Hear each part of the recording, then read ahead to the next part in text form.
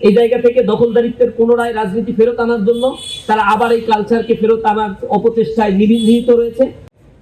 প্রথমত, সারা দেশের ক্যাম্পাসগুলোতে তারা যে পরিস্থিতির দিকে নিয়ে যাচ্ছে, চট্টগ্রাম সিটি কলেজকে কেন্দ্র করে প্রথম ঘটনা তারা নির্বাচন পরবর্তী ঘটিয়েছে।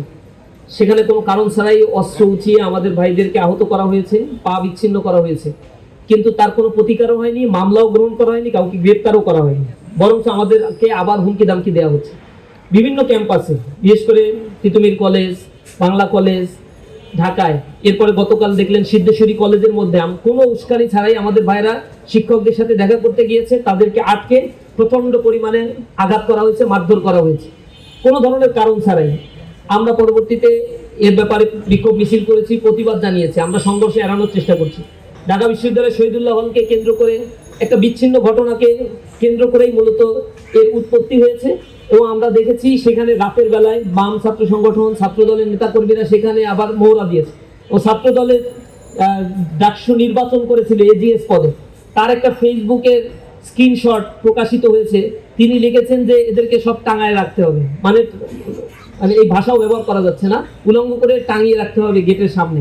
গভীর রাতে কেন একজন ছাত্রের রুমে মহড়া দেওয়া হবে? যদি তাদের বক্তব্য থাকে তাহলে দিনের বেলায় বলবে, রাতের বেলায় গভীর অন্ধকারে কারো রুমে যাওয়া, তাকে প্রহার করার উদ্দেশ্যে দলবল নিয়ে যাওয়া, থ্রেড দেয়া, মোটরসাইকেল নিয়ে মহড়া দেয়া, এই সংস্কৃতি তো আমরা দেখেছি আবরার ফাহাদকে হত্যার পূর্বে এই ঘটনাগুলো ছাত্রলীগ ঘটিয়েছিল, সে একই চরিত্র তাদের মধ্যেও আমরা দেখতে পাচ্ছি। এর মাধ্যমে ক্যাম্পাসগুলোর কার্যত নিয়ন্ত্রণ তারা নিতে চায়, যেহেতু এখন বাংলাদেশের কোথাও গণরুম গেস্ট রুম আর চলে না, বাংলাদেশের শিক্ষার্থীরা ফার্স্ট ইয়ারে আসলে স্বাধীনভাবে ক্যাম্পাসে চলাফেরা করতে পারছে, তারা কোনো দলীয় এজেন্ডা বাস্তবায়ন করতে হচ্ছে না, নেতার পিছনে ছুটতে হচ্ছে না, রাজনীতিতে জোরপূর্বক অংশগ্রহণ করানো হচ্ছে না, এই জিনিসগুলো তাদের রাজনীতিকে স্থবির করে দিচ্ছে। এই জায়গা থেকে দখলদারিত্বের পুনরায় রাজনীতি ফেরত আনার জন্য তারা আবার এই কালচারকে ফেরত আনার অপচেষ্টায় নিহিত রয়েছে। ছোটখাটো কোনো এজেন্ডা হলেও তারা সেইগুলোকে বড় করে এবং এটাকে কেন্দ্র করে একটা মব ক্রিয়েটের জন্য তারা চেষ্টা করছে। আমরা মনে করি তাদের এই হীন চক্রান্তগুলো তারা সফল হতে পারবে না ইনশাআল্লাহ। ছাত্ররা ঐক্যবদ্ধ আছে এবং আমরা এই প্রজন্ম সচেতন আছি ইনশাআল্লাহ।